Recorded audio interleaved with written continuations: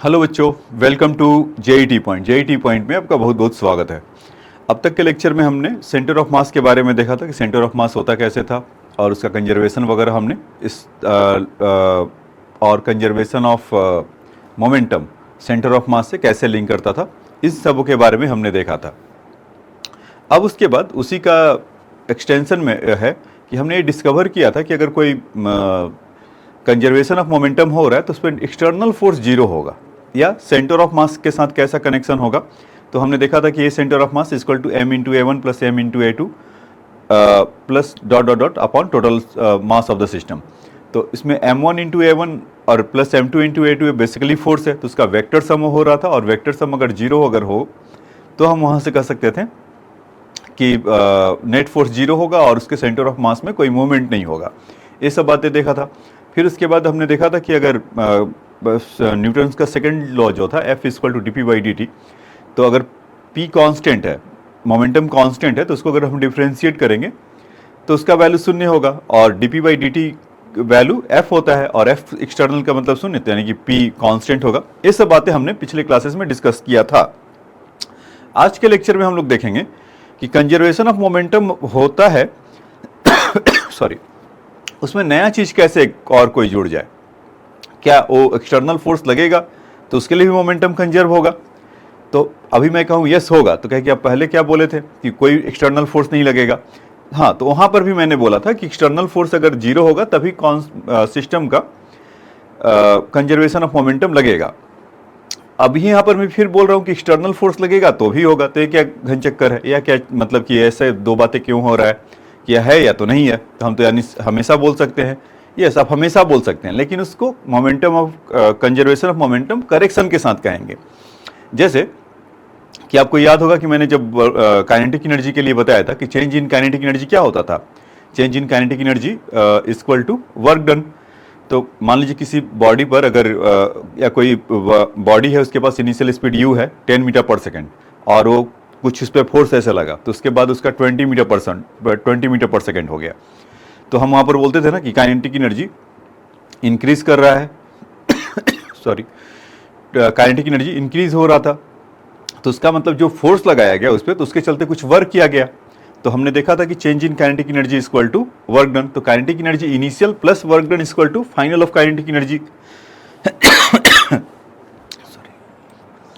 तो उसमें हमने देखा था कि काइनेटिक एनर्जी इनिशियल है, कुछ इस पर आप वर्क करिए तो वर्क को कहीं ना कहीं तो जाना था, तो उसका काइनेटिक एनर्जी इंक्रीज कर रहा था।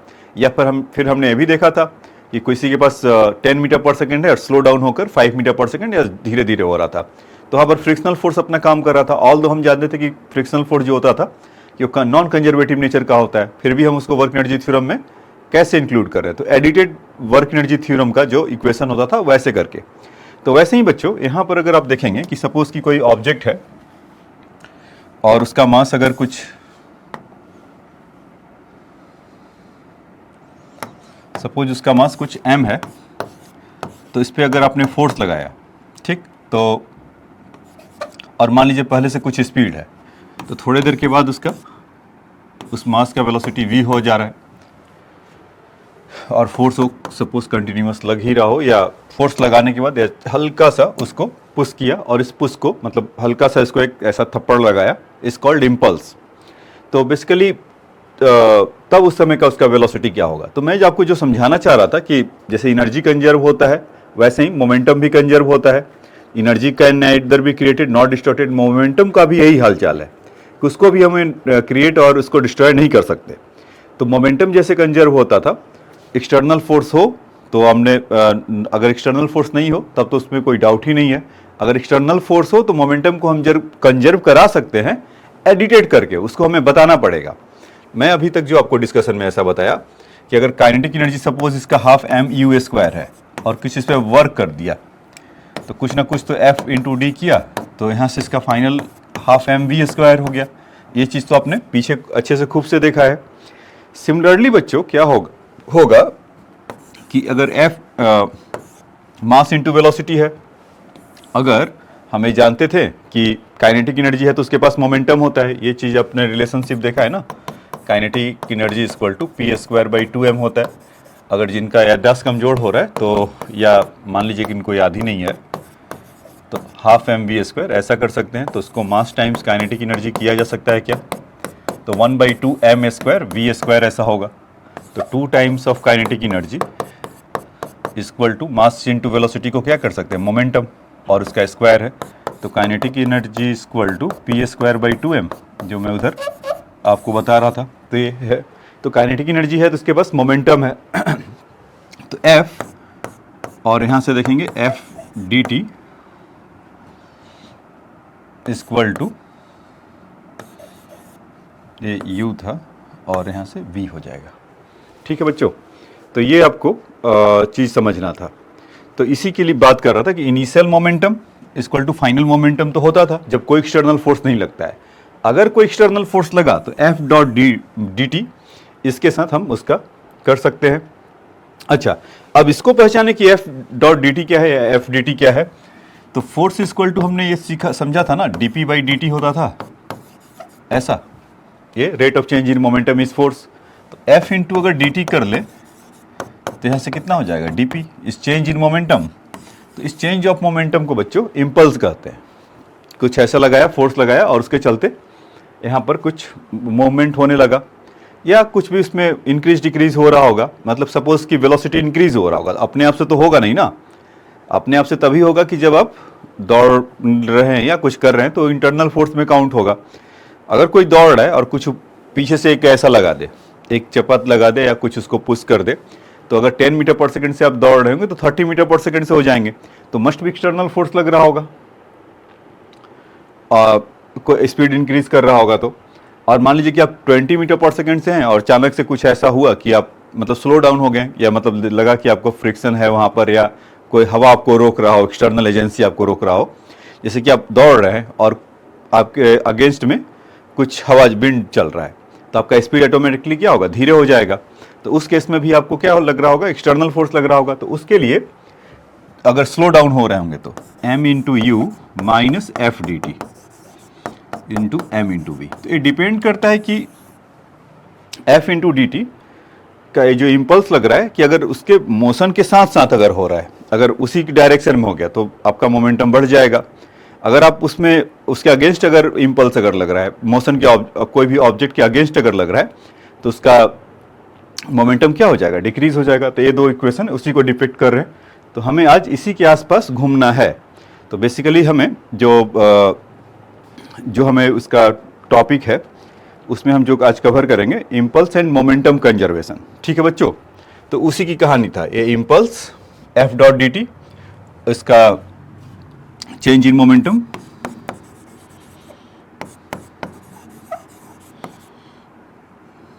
Equal to change in momentum. All this पे और हम बात करेंगे कि और एक कैसे होता है F.dt चेंज इन मोमेंटम के लिए,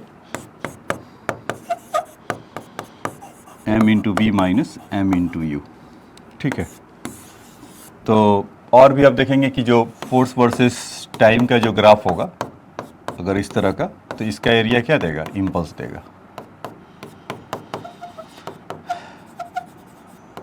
ठीक है, तो इस पर हम आएंगे और चर्चा करेंगे, लेकिन अभी तो आपको conservation of momentum and impulse के बारे में बता रहे थे कि मोमेंटम कंजर्वेशन कैसे होता है और उसका इम्पल्स का क्या हालचाल है।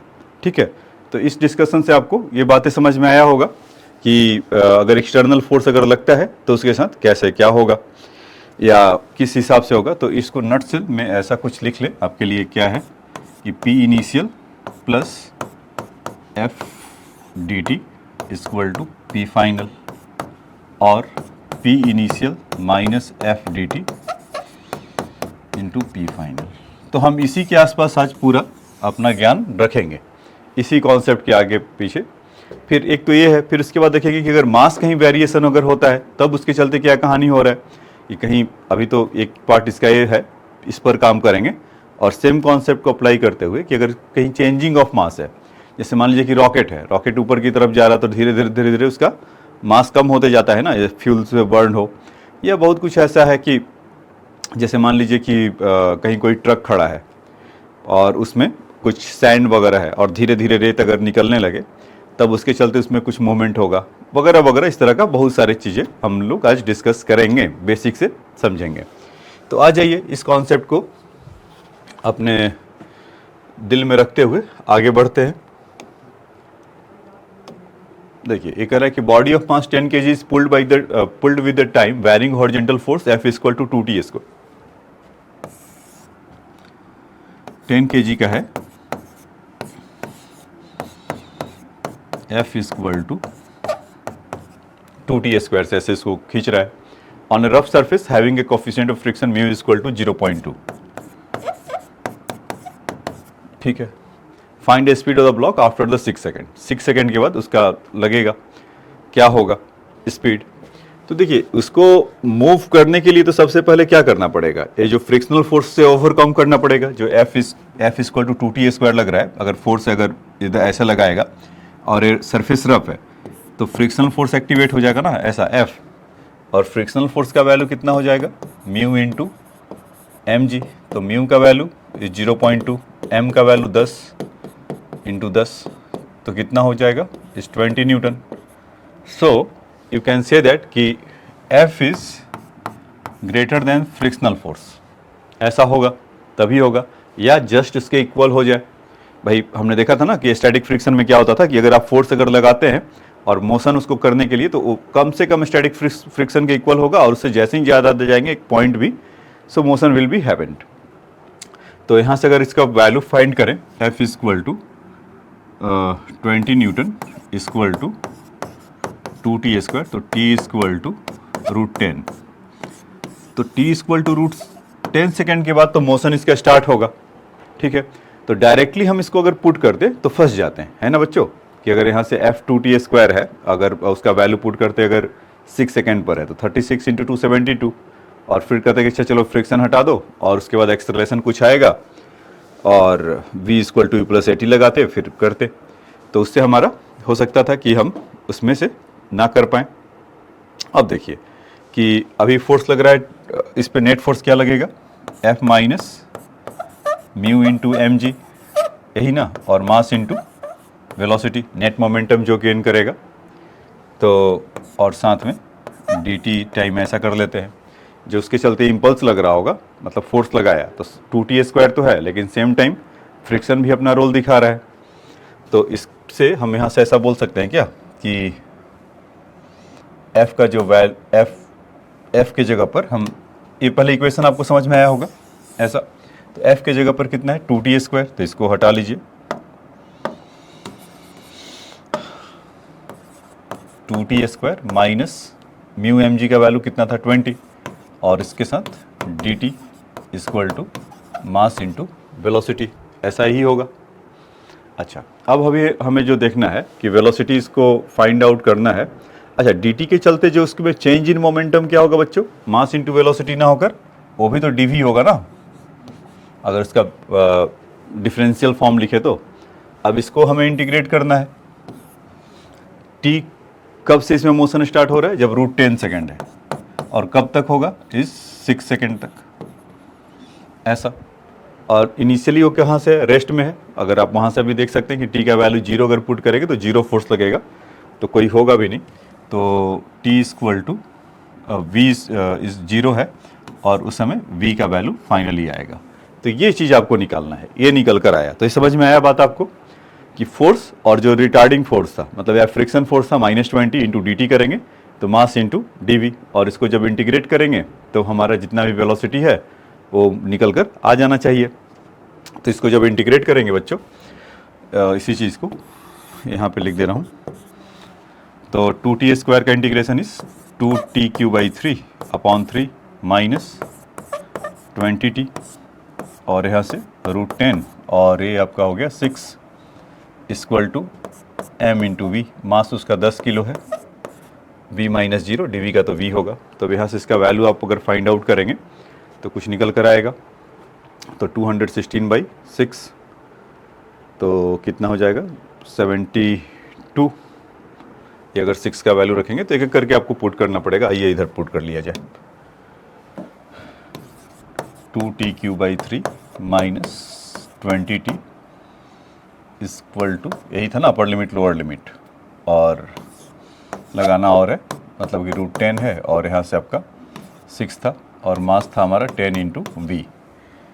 तो इसको जब अपर लिमिट करेंगे तो 2 इंटू 216/3 माइनस 20 इंटू 6 माइनस √10, 2 √10 का क्यूब करेंगे तो 10√10 हो जाएगा, माइनस 20 इंटू √10 ऐसा इक्वल टू 10v। ठीक है, तो यहाँ से आपका हो जाएगा 72, 144 माइनस 26, 120, नॉट 26, 20 इंटू 6 120, तो 144 माइनस 120 अगर करेंगे तो 24 आ जाएगा, और माइनस यहाँ से अगर करेंगे तो 20/3 माइनस 2 इंटू 20/3 माइनस 20, तो कितना हो जाएगा कुछ 40/3 माइनस में, तो क्योंकि ये माइनस भी उधर सेटल होगा तो अभी वो उसके बाद आ जाएगा ना प्लस 43/3 √10, उसको करके देखना बच्चों। तो इतना आपका 10 v के इक्वल होगा, तो एक 0 से 0 कैंसिल हुआ, यहाँ से 10 का वैल्यू आ गया। तो v का वैल्यू जो फाइनली आएगा तो 20/4 को चाहो तो आप लिख सकते हैं, बस उसके बाद तो अब स्टैंडर्ड फॉर्म है तो आपको ये तो नहीं सीखना है ना, 12/5 प्लस 4/3 √10 इतना मीटर पर सेकंड। तो आपने नया चीज़ सीखा कि इम्पल्स के साथ मोमेंटम कैसे कंजर्व होता है। तो दैट वे से अगर इम्पल्स हमारा कुछ लग रहा होगा, किसी भी ऑब्जेक्ट पे लग रहा होगा, तो उसके चलते कैसे ऑब्जेक्ट एक्सेलरेट हो रहा है या डी एक्सेलरेट हो रहा है, तो हम उसको यहाँ से बता सकते हैं। तो इसको आप नोट डाउन कर सकते हैं बच्चों।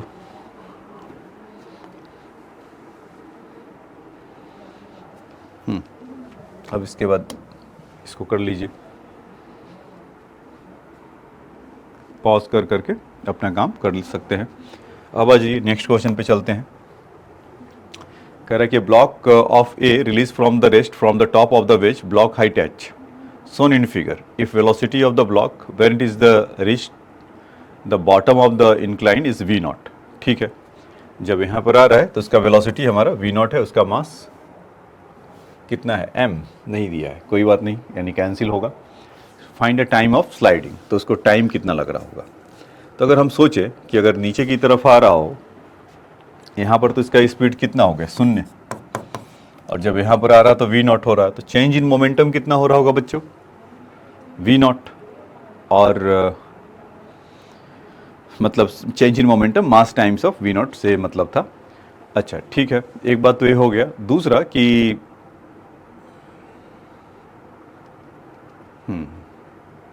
और हाइट इसका h है, ठीक है। तो हम इसमें ऐसा कुछ कह सकते हैं क्या कि जिससे फोर्स लग रहा होगा और इसका कोफिशिएंट ऑफ फ्रिक्शन कुछ इस तरह का है क्या। हाँ, यहाँ पर वो सोन इन फिगर में, तो यानी कि फिगर में दिखाए कि म्यू का वैल्यू है कुछ यहाँ पे, तो इसमें हम ऐसा कह सकते हैं कि फोर्स कौन सा लग रहा होगा, उसको नीचे लाने वाला mg sin थीटा यही लग रहा होगा, minus mu mg cos theta ऐसा लगा होगा, इंटू dt ऐसा हुआ होगा। क्यों कि इसमें नेट फोर्स नीचे की तरफ जो लेकर आ रहा होगा mg sin थीटा, और फ्रिक्शनल फोर्स ऊपर की तरफ। ये सब तो आपको याद होगा ना, बनाना पड़ेगा फिर से।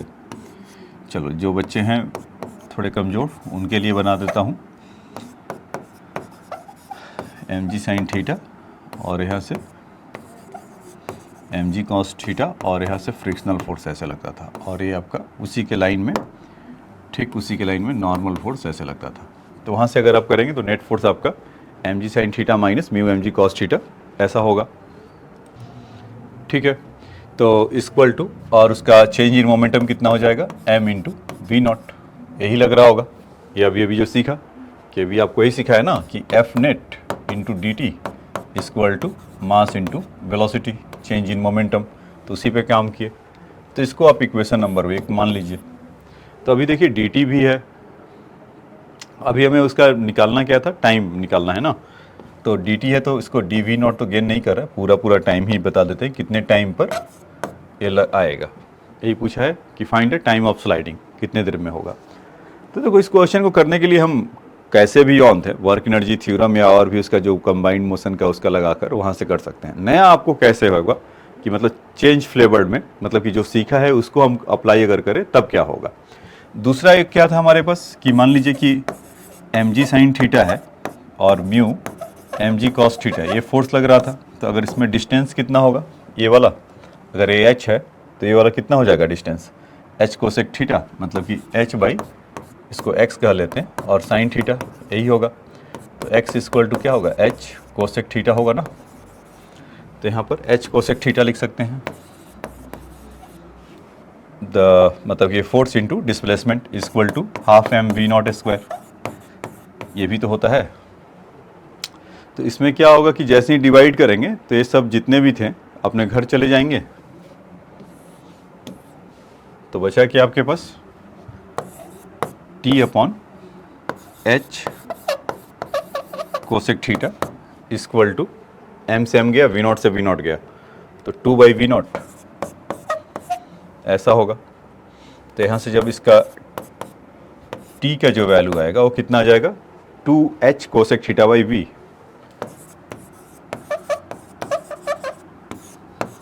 देखो ये क्वेश्चन ऐसा नहीं कि आप पहले नहीं किए हैं, पहले भी किए हैं, लेकिन ऐसे नहीं किए थे कि चेंज उसका मोमेंटम इम्पल्स का कुछ यूज़ कराते हुए उस तरीके से नहीं किए थे। तो उसको जब हम करेंगे तो ऐसा इसमें निकल कर आएगा।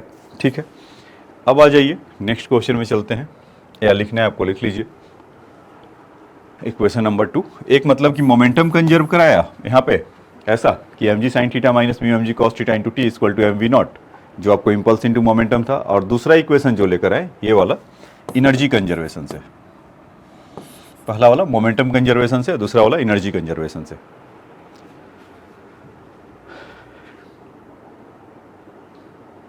ठीक है, अब आ जाइए नेक्स्ट क्वेश्चन में चलते हैं।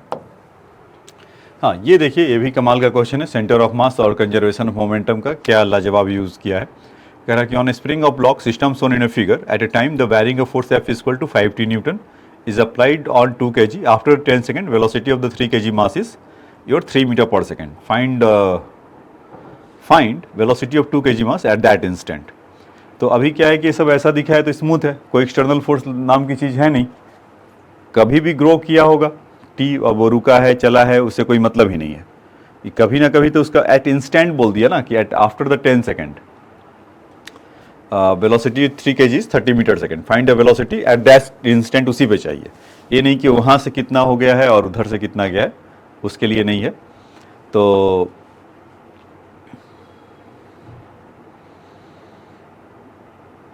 ठीक है, mu T by M newton metre होगा ना।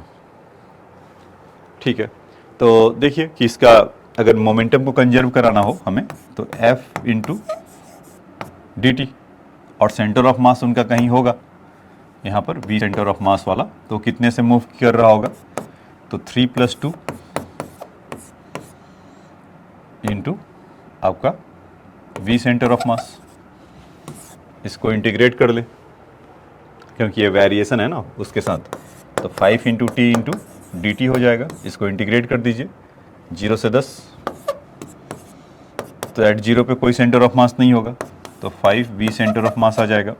यहाँ से जब करेंगे तो 5t स्क्वायर बाई 2, तो 5t स्क्वायर बाई 2 तो 100 हो जाएगा, और अपॉन 2 तो 50, तो इसका वैल्यू कितना आ गया 150। तो V के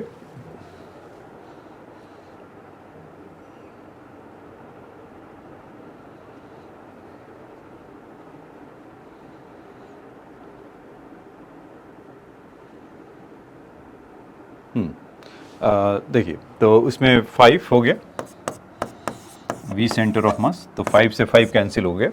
तो यहाँ पर V सेंटर ऑफ मास का वैल्यू कितना आ जाएगा बच्चों, इक्वल टू 50 मीटर पर सेकेंड ऐसा। तो सेंटर ऑफ मास हमारा किससे जा रहा है 50 मीटर पर सेकेंड से। और हमने अभी क्या सीखा था सेंटर ऑफ मास की कहानी कि, और उसका कोई मतलब नहीं है बच्चों, वो 50 micro Tesla, sorry not micro Tesla, इस माइक्रो कुछ तो लिखा है, ऐसे न्यूटन पर मीटर होना चाहिए, तो पता नहीं क्या लिख दिया है, उसका कोई अभी रोल है नहीं, वो इंस्टेंट हुआ होगा क्या हुआ होगा, क्योंकि पर्टिकुलर इंस्टेंट पे पूछ दिया। अगर ऐसा पूछता है कि 2 सेकंड 3 सेकंड 4 सेकंड, तब वो कॉम्प्लिकेटेड होता और हमें परेशान करता। तो अभी वो कुछ ऐसा पूछा नहीं, तो हम इसलिए बता नहीं रहे हैं। तो वी सेंटर ऑफ मास का वैल्यू तो इतना आ गया, और उसके आगे की कहानी आप जानते थे कि V centre of mass once you know, तो यहाँ से क्या होता था m1v1 plus m2v2 upon m1 plus m2। तो वी सेंटर ऑफ मास कितना है 50, मास उस समय 3 kg का 30 मीटर पर सेकेंड है, तो 3 इंटू 30 कर लीजिए। 2 kg का पूछा जा रहा है कितना होगा उस इंस्टेंट पे, और 2 + 3 5 हो जाएगा। तो यहाँ से फिर से करेंगे तो 250 हो जाएगा ये, और ये कितना हो गया 90 इक्वल टू 2v2। तो v2 का वैल्यू कितना हो जाएगा 250 माइनस 90 इज़ 160 बाई 2, तो यानी कि वो 80 मीटर पर सेकेंड से जाएगा। तो ये भी बहुत अच्छा क्वेश्चन था आपको कॉन्सेप्ट समझने के लिए या उसको क्लियर करने के लिए, कॉन्सेप्ट उसका। तो इसको आप नोट डाउन कर सकते हैं। तो इसमें समझ में आया होगा बच्चों कि जो इसे 5t का फोर्स लगा, तो उसके चलते कुछ एलोंगनेट हुआ होगा और क्या हुआ होगा, लेकिन 10 सेकंड के बाद वो दोनों चल लिए होंगे, मूव कर रहे होंगे। तो एट दैट इंस्टेंट उसमें 3 kg का 30 मीटर पर सेकेंड है उसका, तो 2 kg का कितना होगा। तो हमने इसका सेंटर ऑफ मास और कंबाइन कंजर्वेशन ऑफ मोमेंटम को, इन दोनों को किया और सेंटर ऑफ मास के अबाउट ही लगा दिया। तो ये था आपका। तो इसको चाहें तो आप लोग लिख सकते हैं।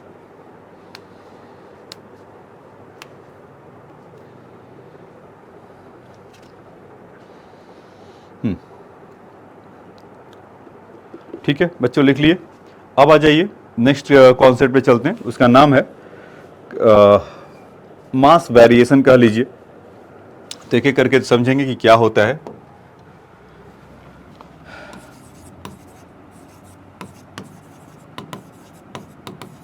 मास वेरिएशन, जैसे अभी आप देख रहे थे कि एफ डी टी जो इम्पल्स क्रिएट हो रहा था equal to mass into velocity से। तो अगर इसमें मतलब कुछ फोर्स लग रहा होगा, कुछ लग रहा होगा, तो अगर डीएम मास अगर चेंज हो रहा हो उसके लिए क्या है, ये मास कैसे बदलने लगा, आपके दिमाग में पहला ख्याल तो यही आएगा। तो ऐसा हुआ बच्चों, एफ इक्वल टू, यहाँ से आप देखेंगे तो डीएम बाई डी टी को एक साथ क्लब कर लें और इस यहाँ से वी ले लें।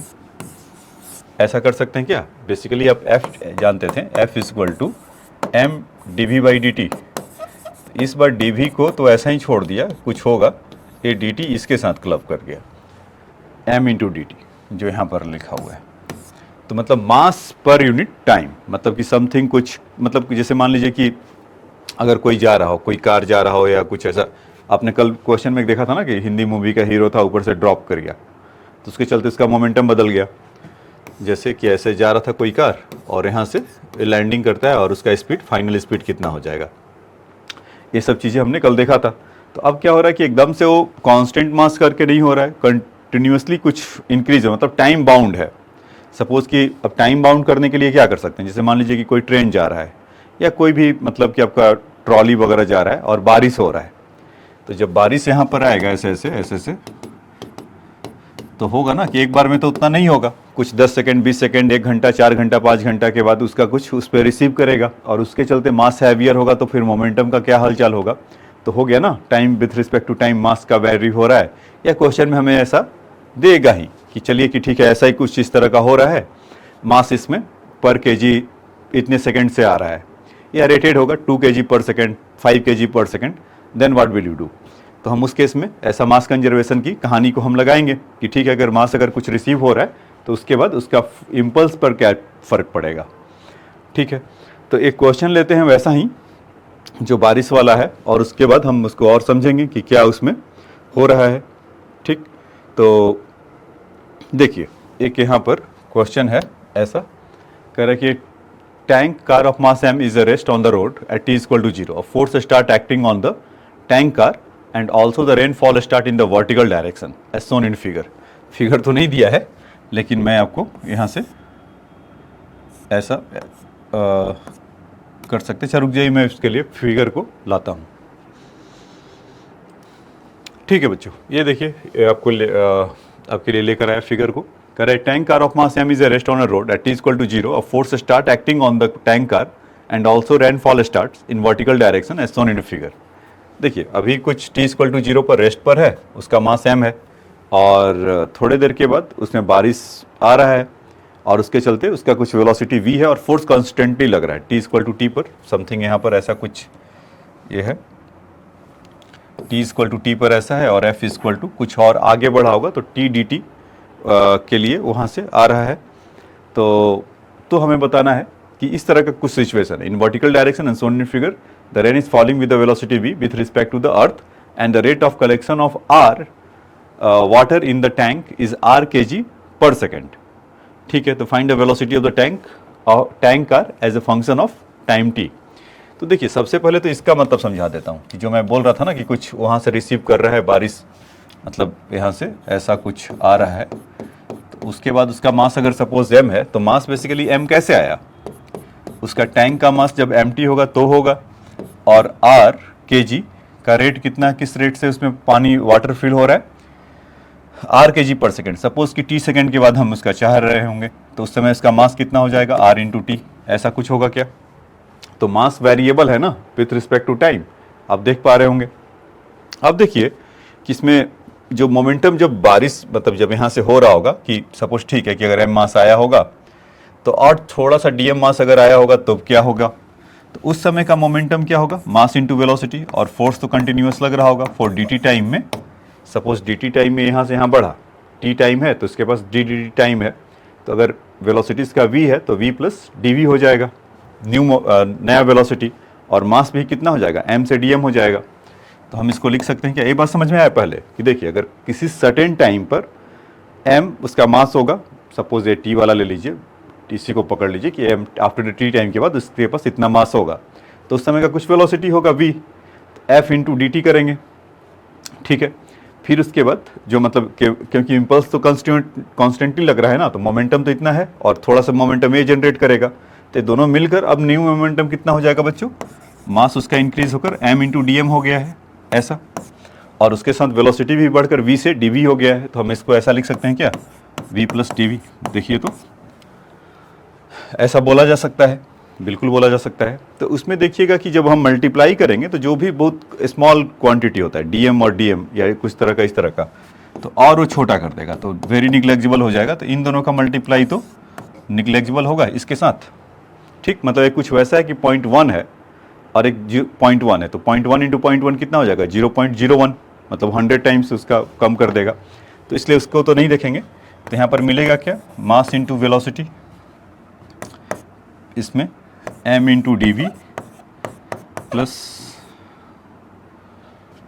v dm इंटू वी, इस तरह का। तो mass into velocity plus f into D T ऐसा। तो आप देख रहे होंगे कि ये चीज़ आपसे कैंसिल हो जा रहा होगा। तो मैं चाहता तो यहाँ से भी लिख सकता था कि f dt जो यहाँ से हो रहा है तो m इंटू डी वी कुछ वेलोसिटी के साथ चेंज होने के साथ बढ़ रहा होगा और कुछ मास के चेंज होने से उसका बढ़ रहा होगा, तो नेट मोमेंटम इतना हो रहा होगा। तो कहने का क्या मतलब है कि जो m इंटू वी है ये दोनों वेरिएबल हो गए। तो इसके लिए कि जो अगर आप डिफ्रेंसिएशन वगैरह जानते हैं तो dm into v into v into dv into m, या simple m into D we, इस तरह का जो चेंज हो रहा होगा तो उसके चलते f इंटू डी टी हो रहा होगा ऐसा। तो ये बात समझ में आए कि f into D T is equal to M into D we, इस तरह का ये कैसे बनेगा।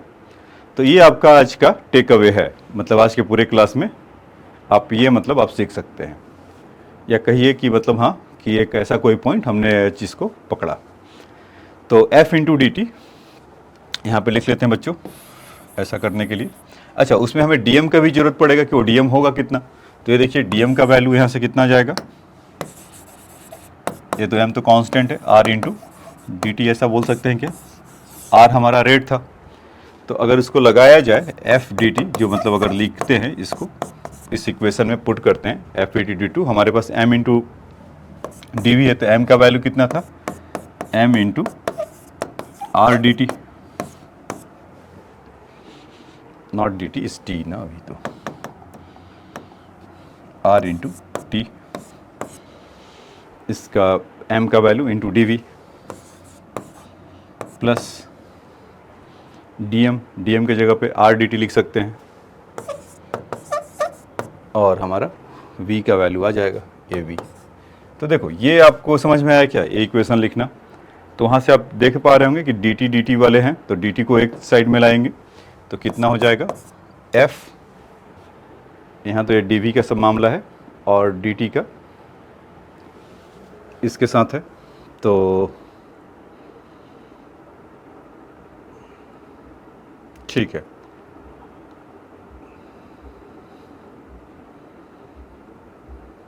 तो ठीक है, तो यहाँ से f माइनस आर वी तो लिख सकते हैं इंटू डी टी, ऐसा कर सकते हैं। और ठीक, और इक्वल टू, हाँ ये डिफरेंशियल इक्वेशन सॉल्व करने जैसा हो गया बच्चों, इसमें dv, ये देखिए तो ये इक्वेशन ऐसा निकल कर आया क्या। अब अगले पेज पे लिख देंगे इसको, यहाँ से किसको एक साथ में किया, f माइनस आर वी, मतलब dt वाला जो था एक तरफ ला दिया और m into R T into D V. तो आप देखेंगे कि v का जो फंक्शन है वो dv के साथ जाएगा और m आर टी का जो फंक्शन है इस साइड आएगा। तो लिख लिया जाए, आइए लिख लेते हैं।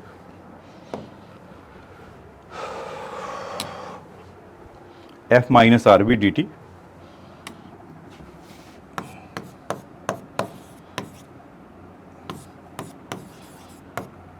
f minus R V D T, फिर उसके बाद m plus R T D V.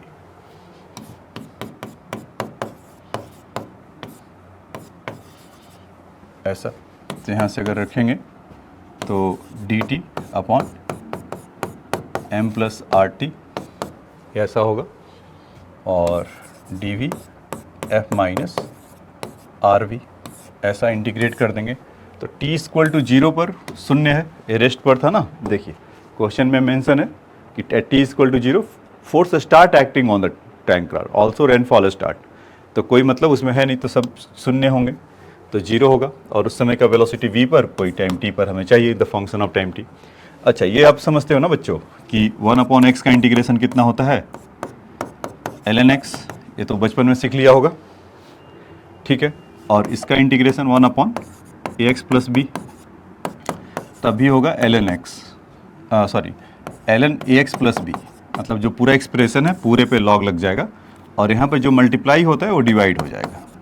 तो जितना भी x का कोफिशिएंट होगा इधर डिवाइड हो जाएगा। तो अब देख लीजिएगा x का यहाँ पर t है और x का वहाँ पर है। तो जब इसको आप इंटीग्रेट करेंगे तो यहाँ से कितना आ जाएगा बच्चों, ln m plus R T, ऐसा हो जाएगा क्या। और यहाँ से r मल्टीप्लाई है तो 1/r हो जाएगा।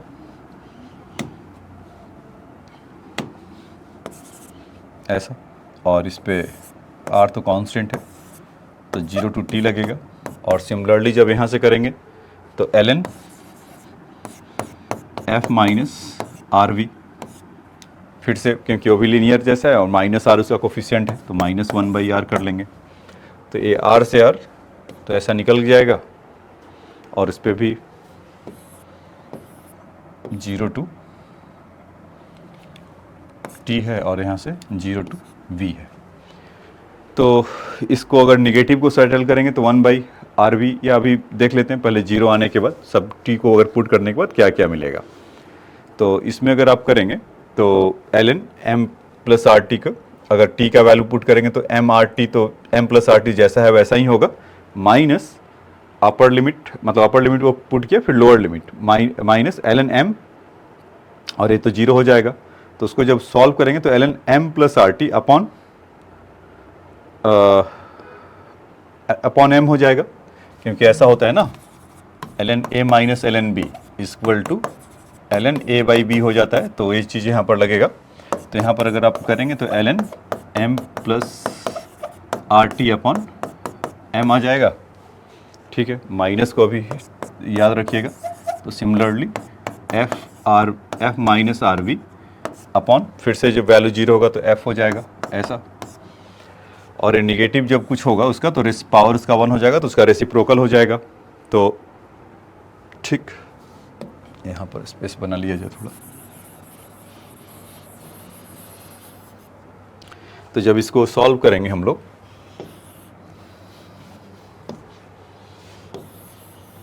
ऐसा। तो ln को अगर वहाँ से अगर मान लीजिए हटाते हैं तो m plus R T by M होगा, और इसके साथ -1 यहाँ पर है, तो इसका पावर क्या हो जाएगा बच्चों, इस वाले का f minus R B upon F है, तो इसको रेसिप्रोकल कर देगा ना पावर इसका, जैसे सोचिए कि -1 है, f अपॉन आर बी हो जाएगा, दोनों तरफ से लॉग हटेगा। तो मैं पहले लिख देता हूँ कि ln मैं बोलना क्या चाह रहा हूँ कि m plus R T by M equal to ln f upon f minus R B, ऐसा होगा। अब यहाँ से जब हटाएंगे आप तो m प्लस आर टी बचेगा अपॉन m, और यहाँ से f upon minus R B, ऐसा। तो हमें वेलोसिटी चाहिए था in the function of time t, तो हमारा ऑन है। तो अगर यहाँ से अगर करेंगे क्रॉस मल्टीप्लाई करिए तो कितना हो जाएगा, f माइनस आर बी को तो एक साइड में ऐसा लिखा जा सकता है, या लेकर आते हैं अगले इसमें, क्योंकि यहाँ पर जगह नहीं है, फिर वो यहाँ पर वाटर मार्क लग जाता है और आपको इतना कितना समझ में आए, मतलब एक स्टेप लिखेंगे तो फिर हो जाएगा, वहाँ 2-3 स्टेप लग रहा है। तो m प्लस आर टी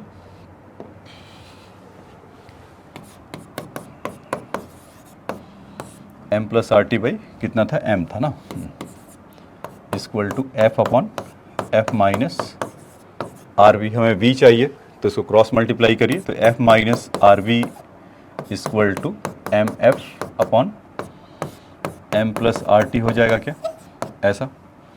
तो f माइनस, इसको इधर लेकर आ जाइए, M F upon m plus R T equal to R V इधर आ जाएगा, ये इधर हुआ, इधर से इधर कैंसिल हुआ, तो एम एफ कैंसिल हो जाएगा, एफ आर टी बचेगा, तो यहाँ से कितना हो जाएगा, F R T upon M plus R T, ऐसा। तो यहाँ से आर से आर रेटेड जो था वो निकल गया, तो फाइनली आपका जो वेलोसिटी v आया, v equal to F into T upon M plus R T. देखिए ये तो जैसे कि एक लाइन में भी बोलेंगे तो आपको समझ में आ जाएगा, वो कैसे कि आपको याद होगा, मान लीजिए कि टी टाइम अगर लग रहा होगा, ये तो कैसे आया मैंने आपको सिखाया ना। अब इसी क्वेश्चन को देखिए एक लाइन में कैसे बताया जा सकता है, इससे कि जो इम्पल्स क्रिएट कर रहा होगा f, तो 40 सेकंड के लिए, अच्छा उसके पास उसका मास कितना है, m है, और थोड़ी देर के बाद पानी कितना आ जाएगा, मतलब कि पानी आ जाएगा, मतलब कि जो बारिश हो रहा है ऊपर से उसका रेटेड है r kg पर सेकेंड, तो t सेकंड में कितना हो जाएगा rt, और कितना वेलोसिटी गेन करेगा v, तो इसको डिवाइड कर दो तो अपने आप वो दिखाई पड़ रहा होगा कि अरे सर ये तो एक लाइन में आ गया, तो अभी क्या करें। तो अभी आप इसको समझिए, इसको समझाने के लिए बताया था, मैंने कहा था ना कि बेसिक क्वेश्चन है, आपको सिखाकर कुछ ना कुछ जाएगा। तो मतलब बेसिक से है कि आप अंडरस्टैंडिंग डेवलप कैसे करेंगे।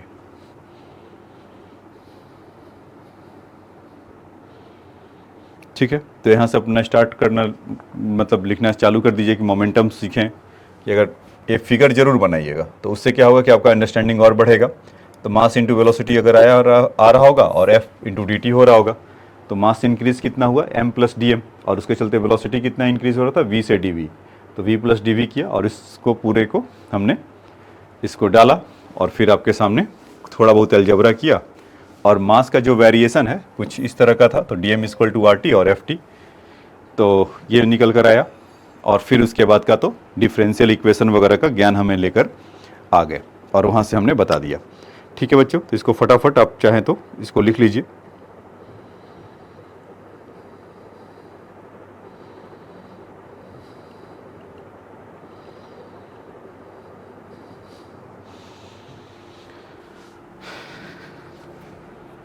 ठीक है, नेक्स्ट वाले लिख लीजिए।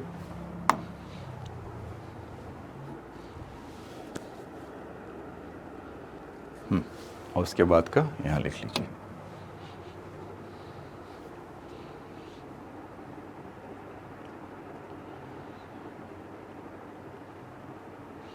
चलिए अब आ जाते हैं नेक्स्ट क्वेश्चन में।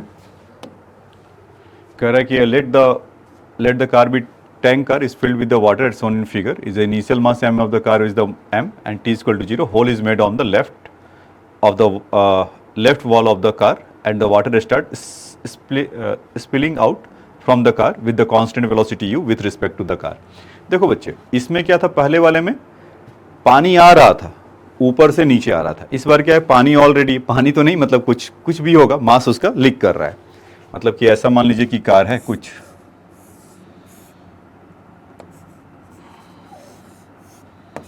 इसका पहिया ऐसा है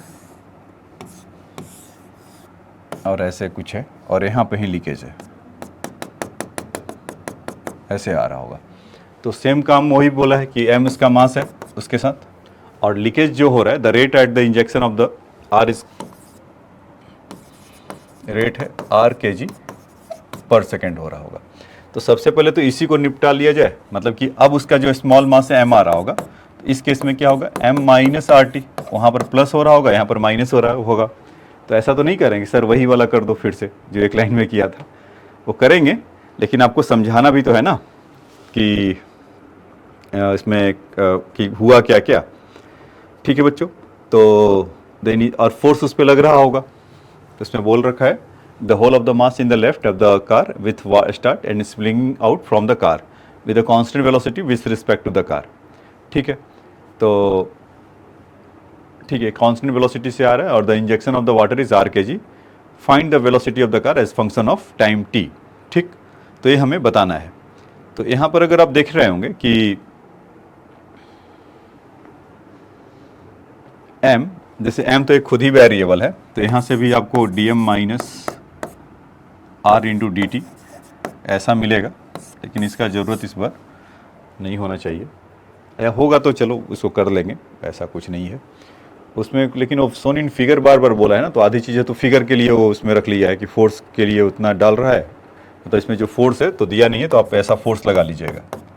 ठीक है बच्चों, ऐसा तो किसी पॉइंट पर उसका v वेलोसिटी होगा ऐसा, तो फिर उसका m से dm अगर हो रहा होगा, मतलब इस बार m से तो माइनस dm हो रहा होगा ना बच्चों, ऐसा, और उसके चलते v से उसका dv हो रहा होगा, कि वेलोसिटी तो कॉन्स्टेंटली बढ़ते जा रहा होगा, इस तरह का ऐसा बनेगा। और जो मोमेंटम क्रिएट हो रहा होगा f इंटू डी टी और m इंटू वी, इस तरह का ये इक्वेशन है। तो आप वैसा ही करोगे, फिर आप वहीं पर अराइव होकर आएंगे। ठीक है, अगर आप करेंगे तो फिर से आप उसको वहीं पर आप मिलेंगे। ठीक है, तो मैं इस बार थोड़ा कट शॉर्ट कर दे रहा हूँ इसको, कि इसमें अब जब इक्वेशन तो वही है, जब आप करेंगे देखो एम बी कैंसिल होगा, डी एम वी और सब minus R T D T put करेंगे, तो इस बार आप डायरेक्ट लिख सकते हैं कि m इंटू, एम तो वेरिएबल है इसीलिए स्मॉल m वो आप पहले ही इसको डिफाइन कर दिया है, m equal to m into जो चेंज इन वेलोसिटी होगा डी टी टाइम में, वही आपका फोर्स क्रिएट कर रहा होगा। तो इससे ऐसे भी आप डायरेक्टली समझ सकते हैं, और ऑल दो आप करेंगे तो वहीं अराइव होंगे इस इक्वेशन से जो आपको समझाया है।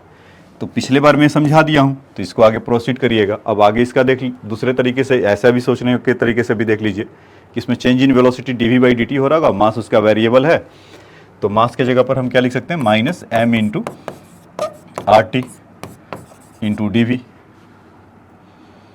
By D T equal to F, ऐसा होगा क्या।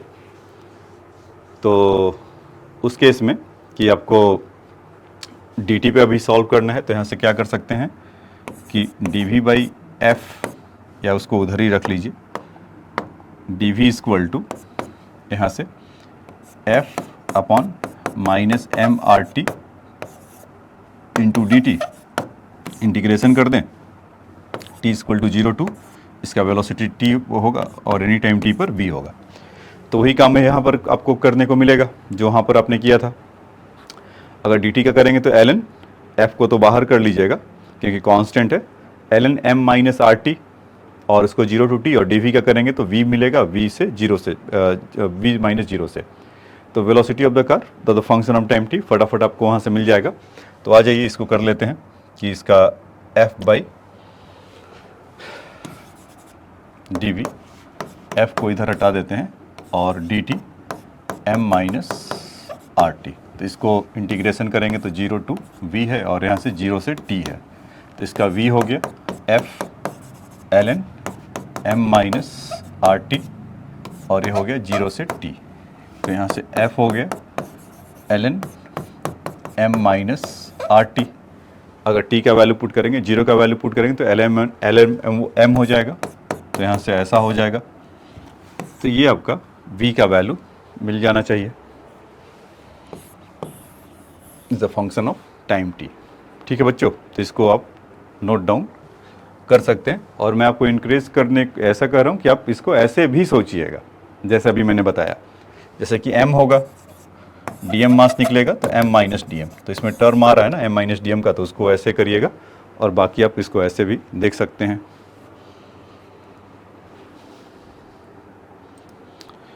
ठीक है, इसको पॉज कर लिया होगा। अब इसके बाद इसको देख लीजिए l। तो इसमें बच्चों एक और होगा कि माइनस आर टी है, ये गड़बड़ हो जाता तो माइनस जो कोफिशिएंट होता था इसको और मेंशन कर लीजिए, माइनस आर टी को। तो यहाँ से माइनस आर हो जाएगा। इसी को आप ऐसे भी लिख सकते हैं, तो velocity is equal to F by R, उसका रेसिप्रोकल हो जाएगा L N M minus M by M minus R T. ठीक है,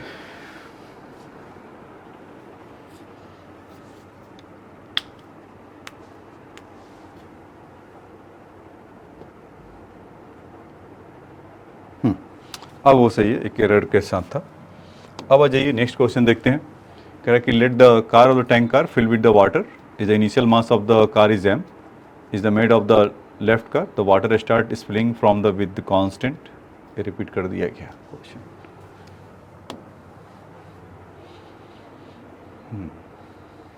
17, 18 ठीक है, ये तो अच्छा है। देखिए इस क्वेश्चन में अगर आते हैं, क्या करें कि plate of mass m is moved with the constant velocity v against the dust particle moving with the velocity u opposite direction as shown in figure. तो कह रहा density of the dust is and the plate and area is a, find the force f required to keep the moving uniformly. और इसका रो दे रखा है, p नहीं है बच्चों, डेंसिटी रो है। The density of the dust particle is p and plate area is a, तो छूट गया है f required to the keep the plate moving uniformly. तो देखिए अभी क्या हो कि प्लेट किधर से जा रहा है, v से जा रहा है, और इसका क्रॉस सेक्शनल एरिया कितना है, a, ऐसा। तो सबसे पहले तो हमें ये डिस्कवर करना पड़ेगा। मान लीजिए कि हम यहाँ से ऐसा एक डस्ट पार्टिकल इसके साथ आया होगा, किसके साथ, ये प्लेट से चिपका होगा डीएम वाला। तो उस डीएम पार्ट का मास कितना होगा वो तो डिस्कवर करना होगा ना। तो उसके लिए हम क्या जानते हैं, density is equal to mass by volume. तो mass is equal to density into volume करना पड़ेगा।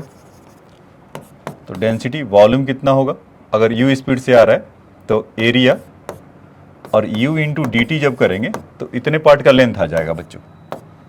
ये अगर डी टी टाइम में अगर ये चला होगा डस्ट पार्टिकल तो कुछ dl डिस्टेंस होगा ना, या dx कह लीजिए, dl कह लीजिए, तो dl होगा।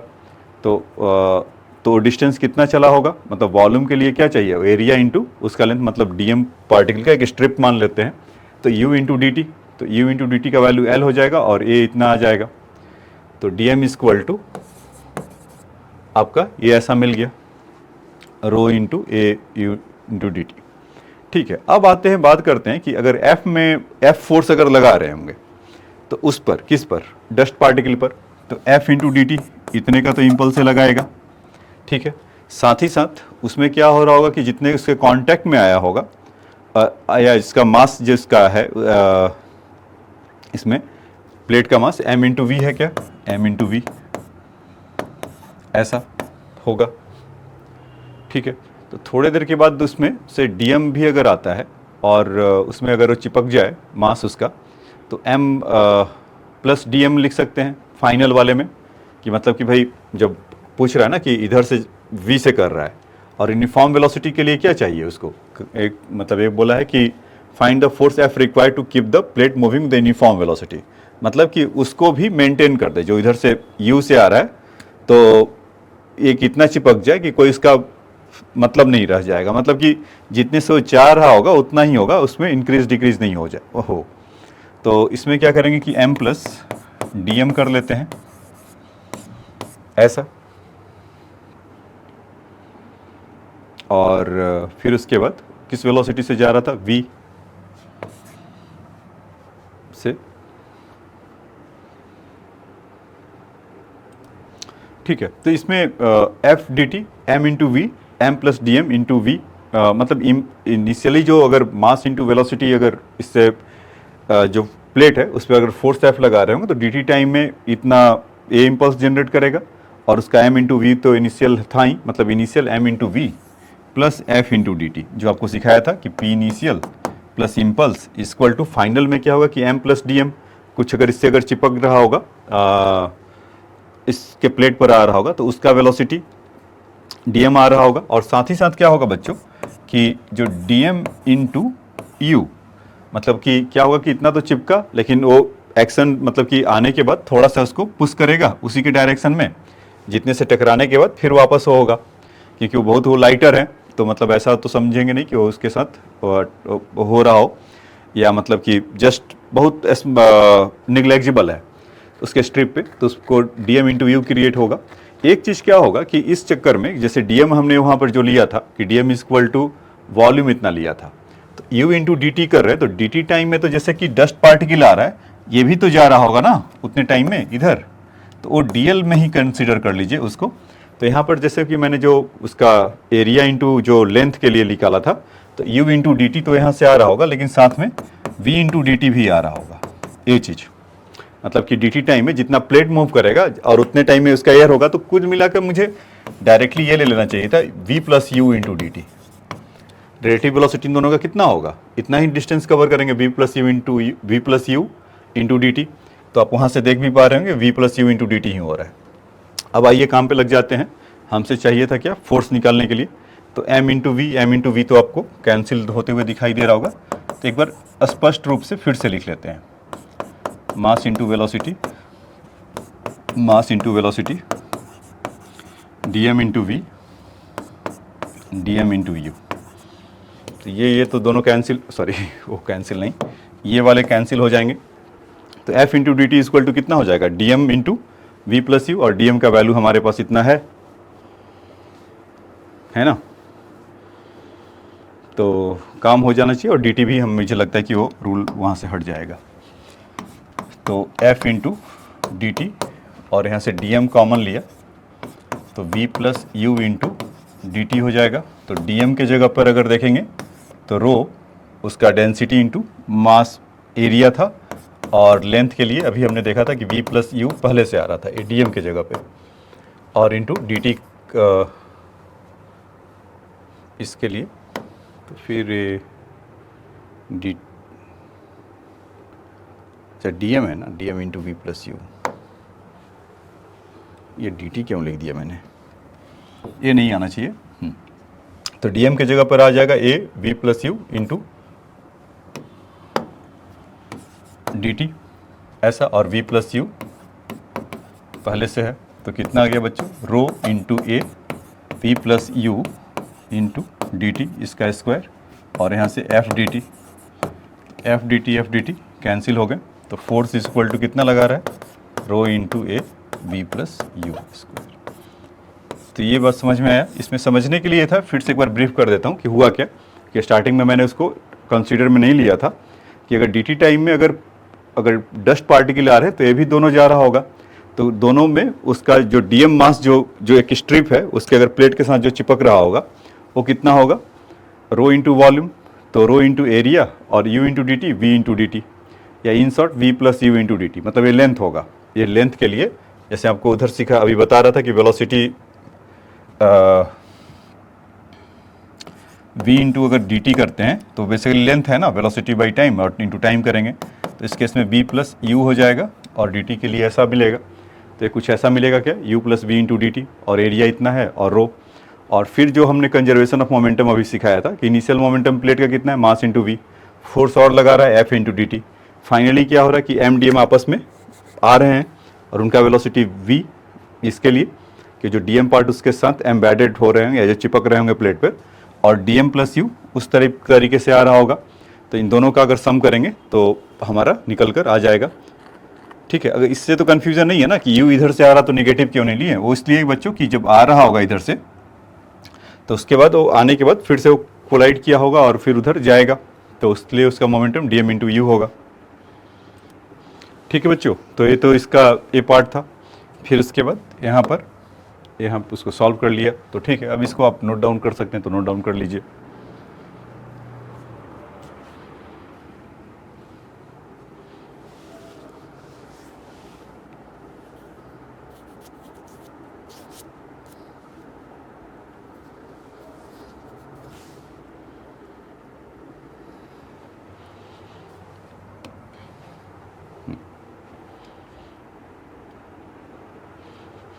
अब आ जाइए, इसको देख लीजिए।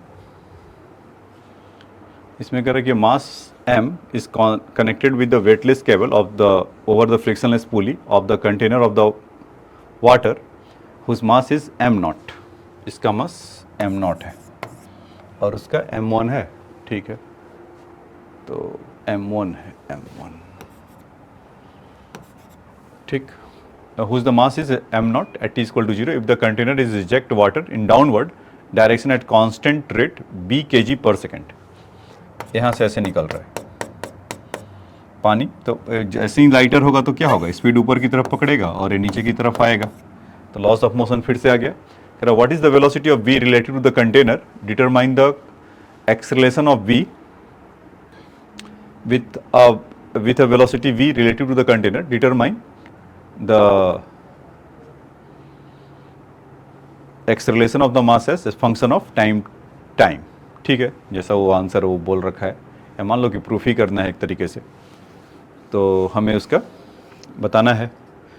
तो एक चीज़ तो तय है ना बच्चों कि ये नीचे जाएगा तो इस पर कैसा लगेगा, m1g होगा, यही होगा, और टेंशन कुछ लग रहा होगा t, तो ये एक्सेलरेशन से मान लेते हैं नीचे की तरफ जा रहा होगा सिंस, लेकिन वेरिएबल मास है तो t टाइम पे आपको निकालना पड़ेगा। तो t इक्वल टू 0 पर इसका जो मास होगा किसका, कि after the time t, m equal to हम यहाँ से बोल सकते हैं क्या कि m not minus B t, क्योंकि after at a t time पर, आफ्टर द टी टाइम तो b इंटू टी करेंगे तो उतना मास निकल गया होगा। अब इसके पास मास कितना होगा, m नॉट माइनस इतना, तो इसमें इसका g नीचे की तरफ लग रहा होगा एट टी टाइम पर, m not minus B T times g लिख सकते हैं क्या, और टेंशन तो वही क्रिएट हो रहा होगा। तो एट टी मोमेंट पर ऐसा कुछ इक्वेशन लिखे तो क्या वो लिख पाएंगे, m1 into g minus t equal to m1 into a, और इसके लिए जब लिख पाएँ तो t minus m not minus B t into g equal to m not minus B t, क्योंकि नेट फोर्स तो वही होता है ना, तो एक्सेलरेशन यहाँ पे लिखना पड़ेगा उसके लिए। तो ऐसा, तो t से t अपने घर चले गए, ठीक है, तो उनको घर भेज दीजिए। तो यहाँ बचा क्या, m1g minus m not minus B t g, और यहाँ से इसको करेंगे तो m1 plus m not minus B t into a, ये ऐसा बनेगा क्या। तो एक्सेलरेशन तो आपको एक झटके में आ गया जो आप लॉज ऑफ मोशन में जानते थे।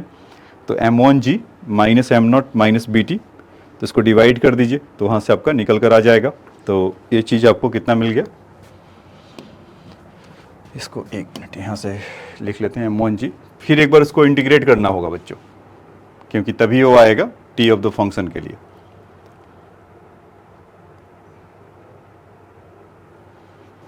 लेकिन हमें फंक्शन ऑफ टाइम t में ही छोड़ने को बोला है, तो dv बाई डी टी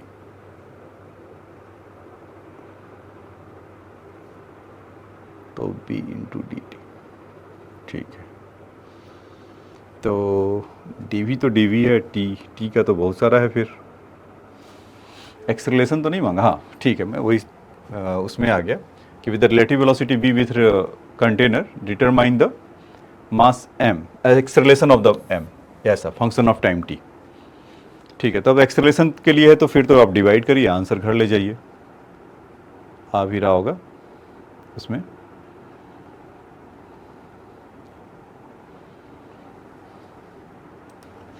ठीक है, लेकिन एक्सप्रेशन में तो v इंटू वी नॉट भी है, तो उसको भी कंसिडरेशन में लेना पड़ेगा। अच्छा, ये जो बोल रखा है यानी v naught with the velocity v naught, relative to the naught छूटा हुआ है इस कंटेनर टू डिटरमाइन। तो क्या होगा बच्चों कि इसमें ये V0 है से नीचे की तरफ आ रहा होगा, तो उसके चलते इम्पल्स क्रिएट हो रहा होगा, उसको तो कंसीडर में लिया ही नहीं हम लोग ने, तो कोई बात नहीं, इसको यहाँ पर ही लिख लेंगे t प्लस समथिंग। जो सेकंड इक्वेशन है फर्स्ट इक्वेशन था उधर राइट साइड वाले के लिए, लेफ्ट साइड में हमें क्या करना होगा कि m0 इंटू V0 अगर करेंगे, अगर इसमें इसके साथ क्यों ऐसा करेंगे, V0 है और उसका मास कितना से हो जा रहा था b kg पर सेकेंड, तो मोमेंटम b में ऑलरेडी अपॉन t है इंटू V0, तो m by T into velocity करेंगे तो मोमेंटम बाई टाइम हो जाएगा, तो बेसिकली ये फोर्स दे देगा, ठीक है, क्योंकि b ऑलरेडी kg पर सेकेंड है, तो mass into velocity upon time, तो फोर्स दे दिया। तो उससे क्या होगा कि जब ये नीचे की तरफ होगा तो ऊपर की तरफ थ्रस्ट छोड़ रहा होगा,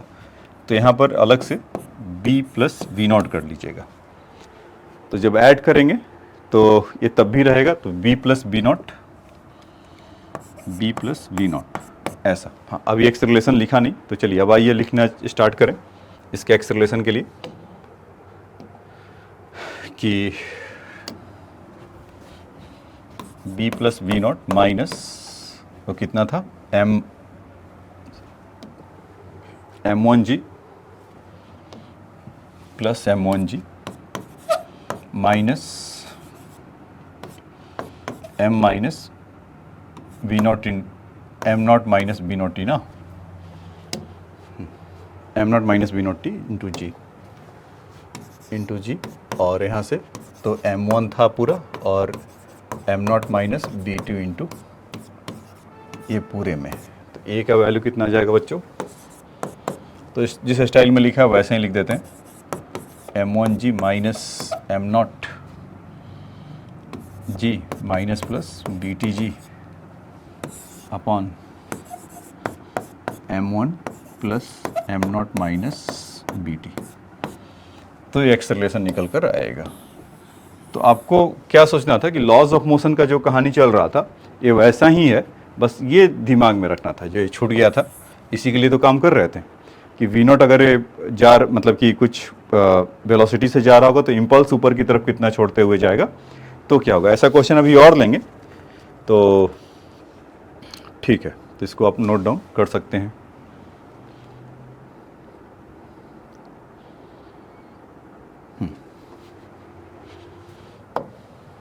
ठीक है, इसको नोट डाउन कर लीजिए।